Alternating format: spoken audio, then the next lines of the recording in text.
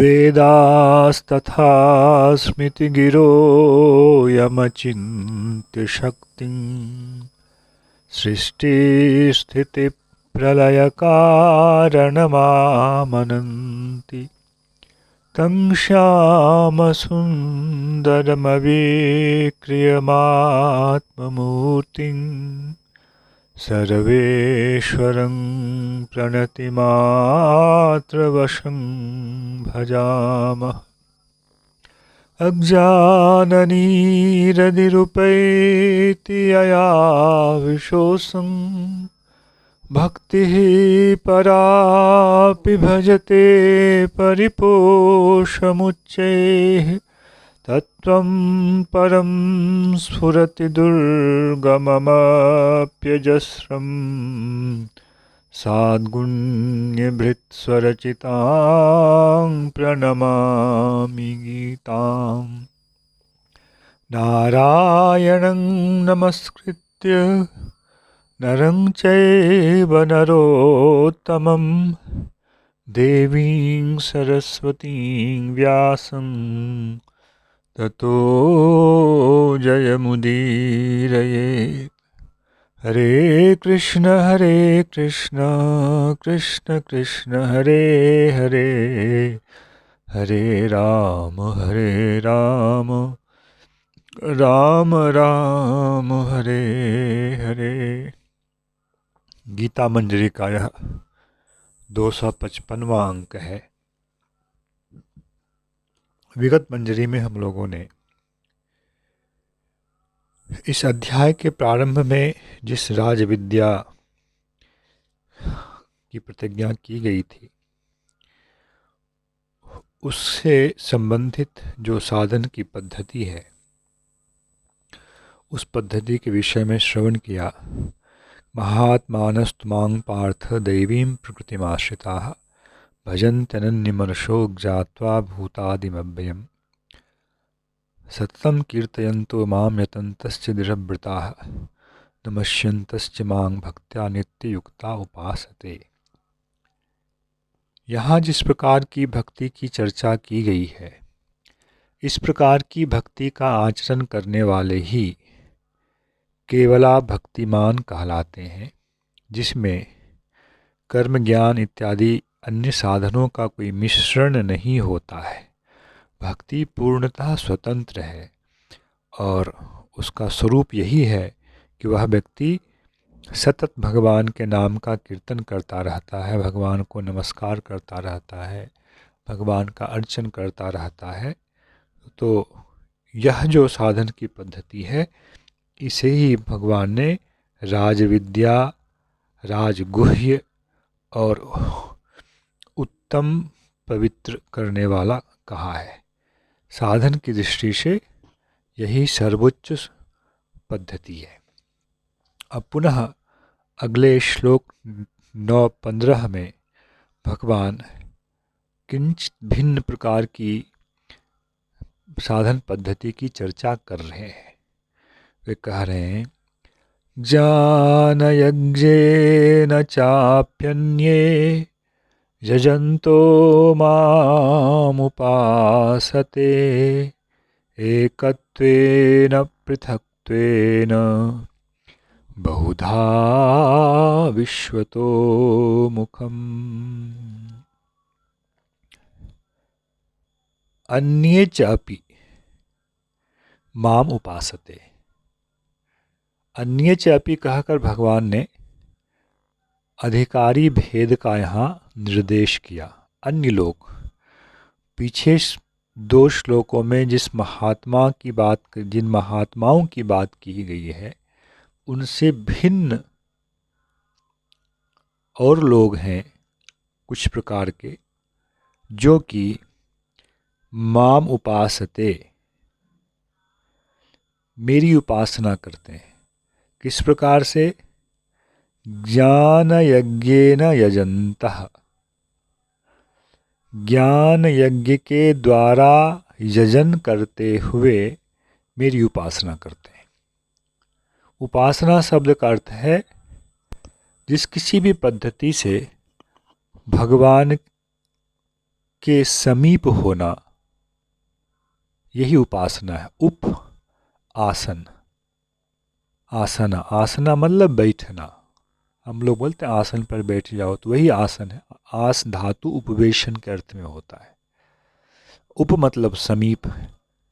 जिस पद्धति से हम भगवान के समीप आसीन हो सकते हैं, हमारी वृत्तियाँ, यहाँ भाव क्या है, हमारी वृत्तियाँ, हमारा अंतःकरण, हमारी इंद्रियाँ, हमारा शरीर, यह सब भगवान के निकट हो तो उसे कहते हैं उपासना।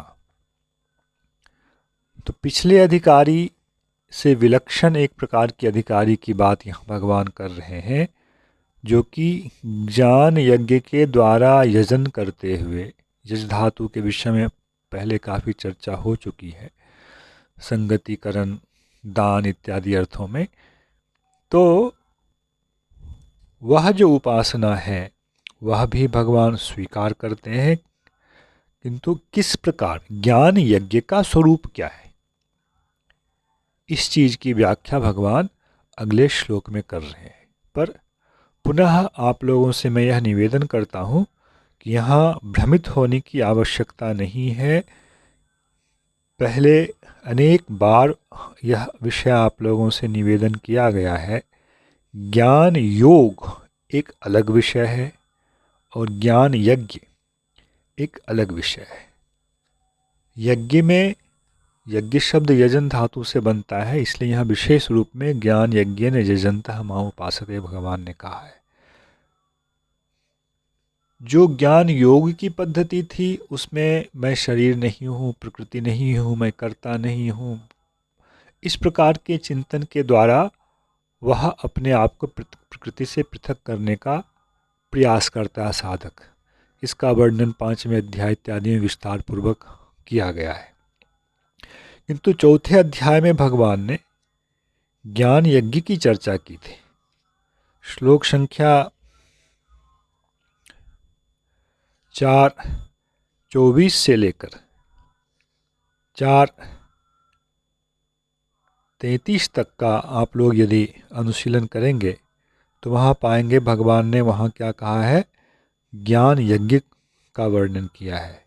वह जो प्रकरण है, ब्रह्मार्पणम ब्रह्म हविर्ब्रह्माग्नो ब्रह्मणाहुतम ब्रह्मैव तेन गंतव्यम ब्रह्म कर्म समाधिना, यहाँ से लेकर और फिर यज्ञशिष्टामृत भुजो जानति ब्रह्म सनातनम नायम लोकोस्ति यज्ञस्य कुतोन्यः कुरुषोत्तम, ये 31वां श्लोक।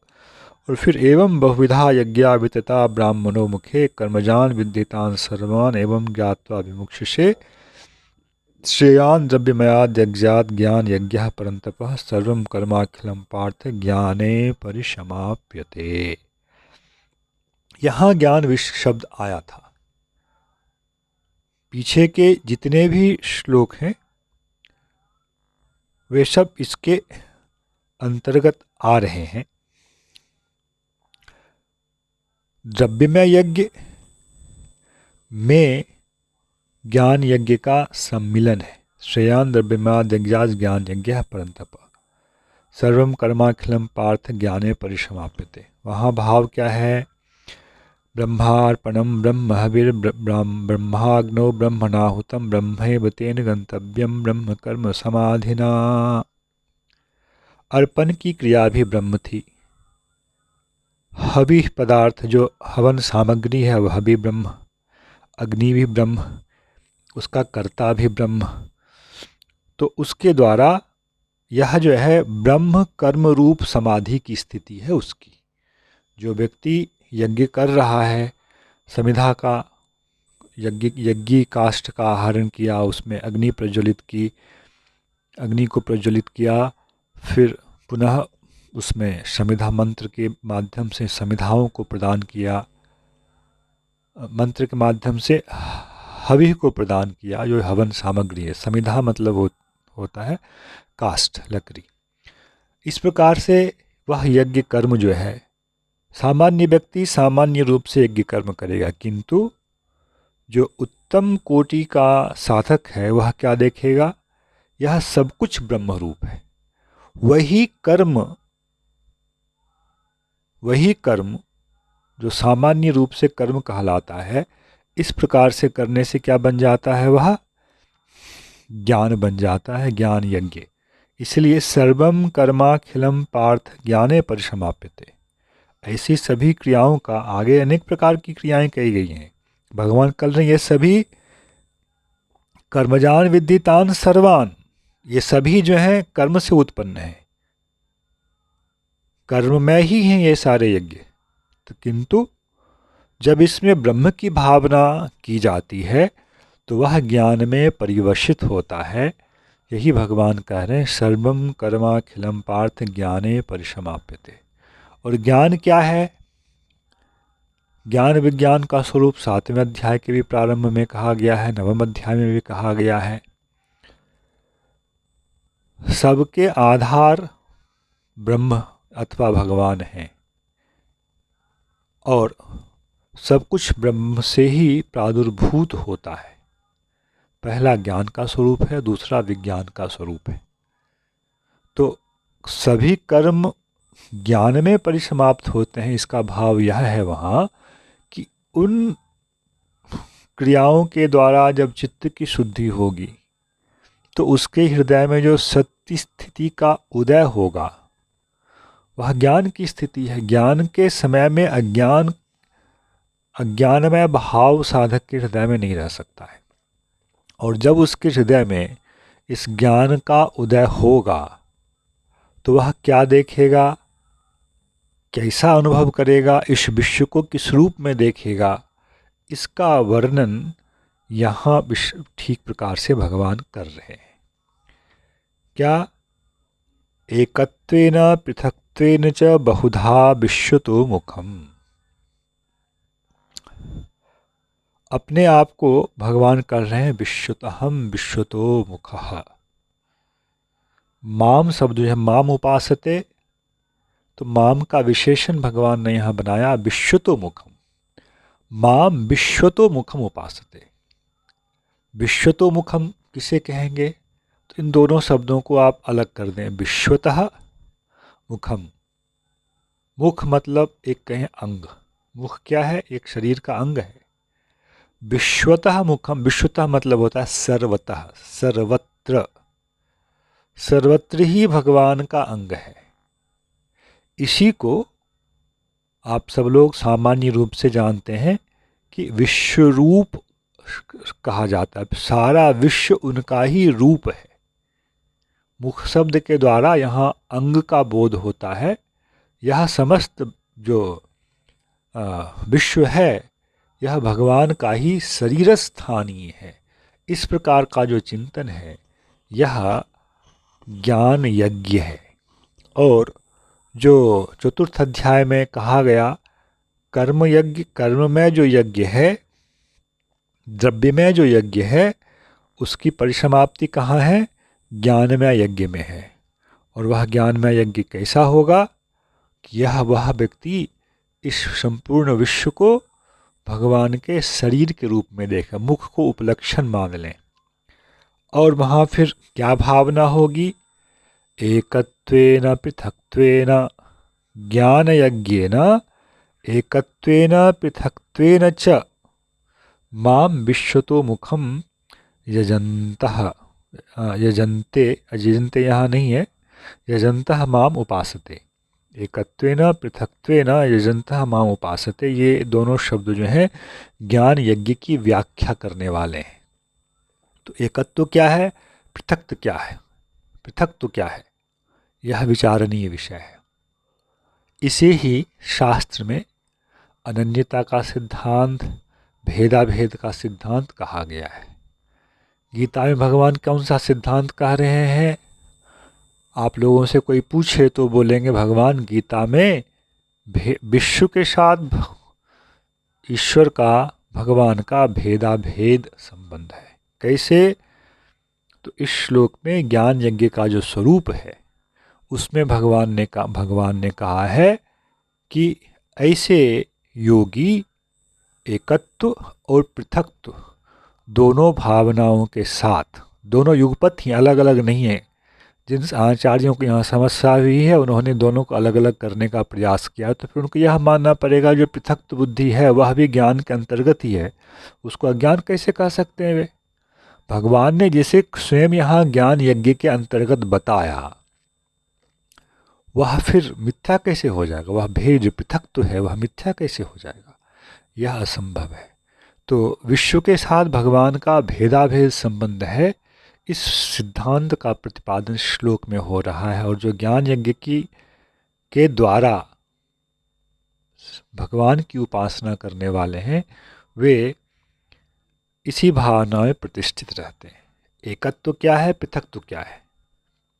एकत्व यह है कि यह सब कुछ भगवान की शक्ति का ही विस्तार है, यह भगवान से कभी पृथक हो ही नहीं सकता है। भगवान की शक्ति का भगवान से कभी पृथक होना संभव नहीं है, स्वतंत्र होना संभव नहीं है। वह उस पर हमेशा आश्रित रहने वाला तत्व है।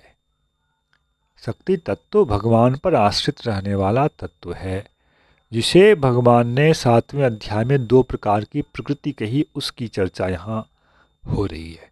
क्योंकि जो विश्वतोमुखम शब्द कहा गया है, यह जो शरीर स्थानीय यह विश्व है, यह भगवान की इन 2 शक्तियों का ही मिश्रण है। और भगवान एतद योनिनि कौन्तेय सर्वाणि इत्युपधारया, ये भगवान ने प्रतिज्ञा कहकर स्थापित किया है। भगवान ने 7वें अध्याय में क्या कहा है? एतद्योनीनि भूतानि सर्वाण्यत्युपधारया अहम कृष्णस्य जगतः प्रभवः प्रलयस्तथा। एतद योनिनी, एतद शब्द का परामर्श जो है वह पीछे आने वाली 2 शक्तियों से है। ये दोनों शक्तियां ही सभी भूतों का कारण है। अर्जुन, तुम इसे धारण करो और मैं इस संपूर्ण जगत का प्रभव और प्रलय स्थान हूँ। प्रभव, मुझसे ही इनका उद्गम है और मुझ में ही इन सब का विलय है। वही सिद्धांत यहाँ पुनः उपस्थित हो रहा है। तो ये 2 प्रकार की जो प्रकृतियाँ हैं, ये भगवान की बहिरंगा प्रकृतियाँ हैं, जिसे भगवान ने जीव प्रकृति और जरा प्रकृति पीछे कहा है। और ये भगवान से अलग नहीं रह सकते, इनके साथ भगवान की एक प्रकार की एकता है। एक प्रकार की एकता के अनेक आयाम हैं। एकत्व को समझने के लिए अनेक मापदंड हैं। यहाँ जो मापदंड है वह यह है, जैसे 2 परमाणु आपस में स्वतंत्र हैं, किसी वस्तु के निर्माण के समय भले ही आपस में जुड़ जाएं, किंतु अपनी सत्ता के लिए किसी भी तत्व के परमाणु आपस में स्वतंत्र हैं। किंतु अगर ऐसा है तो उसे कहा जाता है उनमें भेद है। किंतु यहाँ ये जो 2 प्रकार की प्रकृतियाँ भगवान की हैं, ये स्वतंत्र रूप से नहीं रह सकती हैं, पृथक होकर नहीं रह सकती हैं। इसलिए भगवान के साथ इनका एक एकत्व है। जैसे पतंग जो है वह पतंग उड़ाने वाले के साथ संबंध रहता है, वो हो कहीं भी, किंतु वह उड़ाने वाले के साथ एक तान है, एक धागे से जुड़ा हुआ है। उसी प्रकार ये दोनों शक्तियाँ जो हैं भगवान पर आश्रित होकर विद्यमान है और भगवान इनके आश्रय हैं। इस दृष्टिकोण से इनमें एकत्व है। पृथक तो क्या है?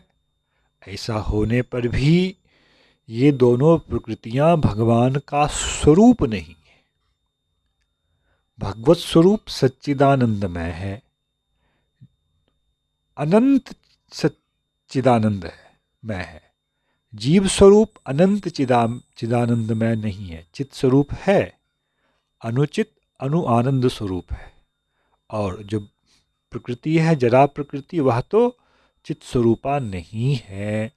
इस प्रकार से तीनों हर सर्वदा ही विद्यमान है, सर्वदा विद्यमान हैं, रहेंगे, थे।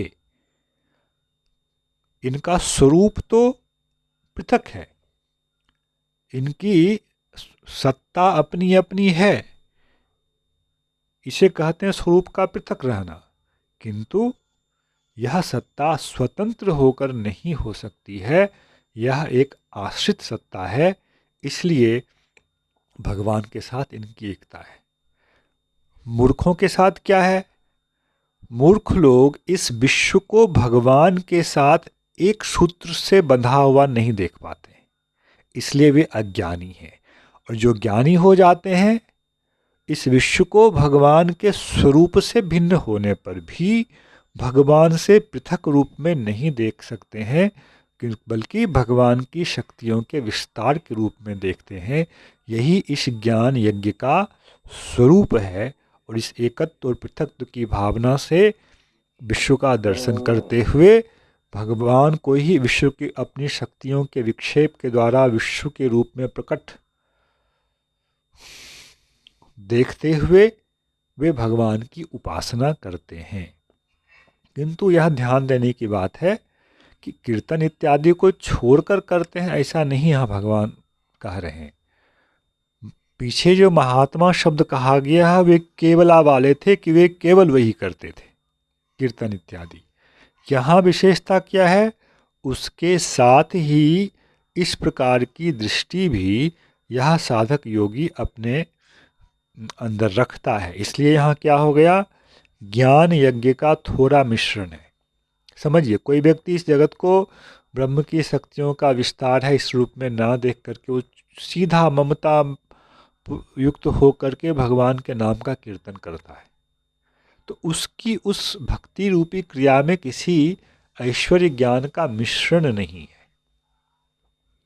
किंतु कोई अगर देखता है कि यह विश्व भगवान की शक्तियों का विक्षेप है, विलास है, विकार है, और हमें इसी रूप में चिंतन करते रहना चाहिए, और वह नाम कीर्तन इत्यादि भी करता है, तो उसके उस चिंतन में ज्ञान यज्ञ की मात्रा होने के कारण वह जो है प्रधानीभूता भक्ति हो जाती है। यदि वह उसको चित्त शुद्धि के निमित्त के रूप में ग्रहण करता है तब तो प्रधानीभूता भक्ति के अंतर्गत है। किंतु वैसा यदि नहीं करता है, ऐसा ज्ञान मात्र है, तो वह भी केवला भक्तिमान ही कहा जाता है। जय श्री कृष्ण। हरे कृष्ण कृष्ण कृष्ण हरे हरे, हरे राम राम राम हरे हरे।